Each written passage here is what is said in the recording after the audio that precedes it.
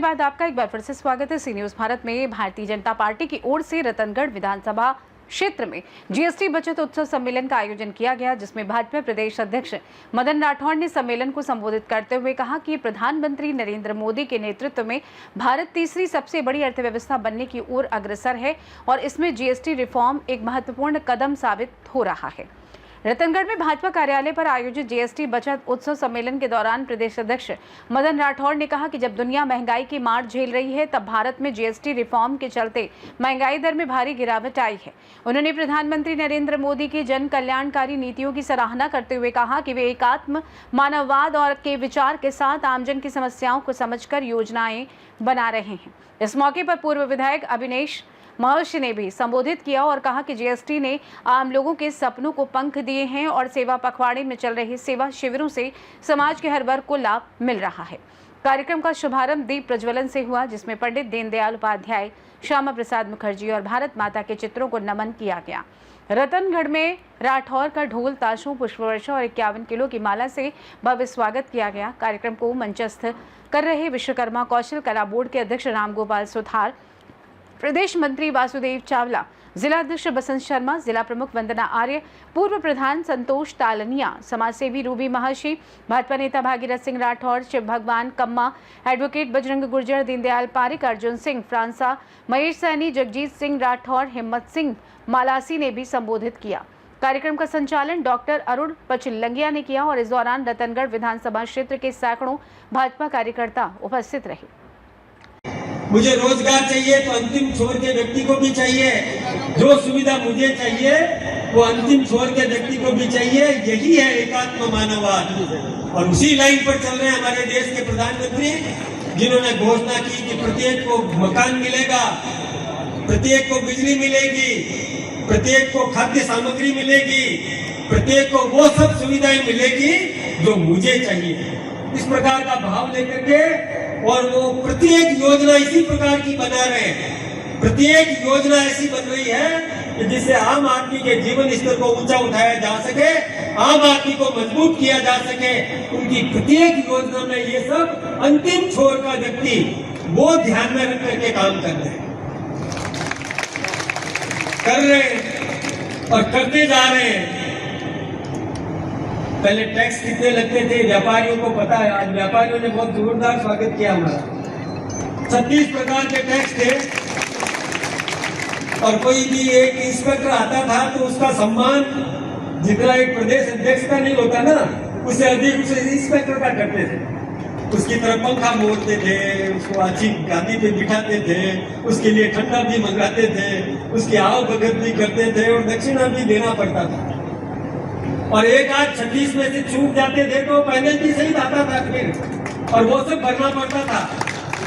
मोदी जी ने वो सारे टैक्स समाप्त कर दिए और एक जीएसटी लगा दिया। और उसमें भी जब 3 गुना लोगों ने रजिस्ट्रेशन कराना शुरू कर दिया, आय बढ़ने लगी, उस आय को भी जनता में बांट दिया। ठीक कह रहे थे बसंत जी कि सवेरे उठने से लेकर यानी आप टूथपेस्ट लेते हो वहां उसको सस्ता किया, कॉस्मेटिक आइटम चाहिए बहनों को वो सस्ता किया, घर में रसोई में सामग्री चाहिए वो सस्ती करी, आपके कपड़े सस्ते किए, जूते सस्ते किए, पेन कलम किताब बक्सा वो सब सस्ता किया, साइकिल मोटरसाइकिल कार वो सब सस्ती की। जो आम आदमी को जरूरत होती है वो सब सस्ता करके और जो कुछ भी आय हुई है वो जनता में बांटने का काम किया। जब मोदी जी प्रधानमंत्री बने थे उस समय महंगाई दर थी 9.8, दुनिया में तो बढ़ी है, हिंदुस्तान में घटी है। 22 तारीख से पहले थी 2.1 और अभी जीएसटी घटने के बाद महंगाई की दर हो गई है 1%। कितनी बड़ी बात है। दुनिया में महंगाई बढ़ रही है, अमेरिका में महंगाई डबल हो गई, लेकिन हिंदुस्तान में महंगाई घटती जा रही है। तो बहुत बड़ी बात है। अब आपने जो गलती की मैं उसका थोड़ा सा याद दिला दूं। देखिए मोदी जी ने दुनिया में प्रतिष्ठा बढ़ाई, सबने कहा, अभिनेश जी ने भी कहा, संचालक जी ने भी कहा, बसंत जी ने भी कहा, सबने कहा, आप सब जानते हो। भाई आप यदि एक सीट और जोड़ के देते तो मोदी जी की आवाज में दम कितना होता, कल्पना करो। और आप यहाँ से एक सीट और जिता करके भेजते तो भजनलाल जी की आवाज में कितना दम होता और आपका कितना गर्व होता। ये गलती आपने कर दी, ऐसी गलती नहीं करना चाहिए। जो कोई भी निर्णय करो सोच समझ करके करो। अरे भाई जब पहले घोटाले होते थे वो पैसा किसका था, कभी सोचा आपने? नहीं सोचा ना। मैं बताता हूं, वो पैसा आपका था।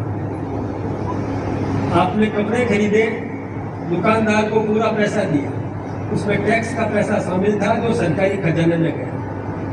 आपने चश्मा खरीदा, पूरा पैसा दुकानदार ने लिया, उसमें टैक्स का पैसा शामिल था जो सरकारी खजाने में गया।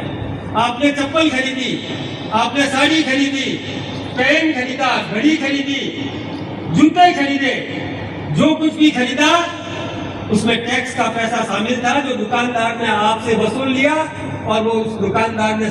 नंदू सिंह जी,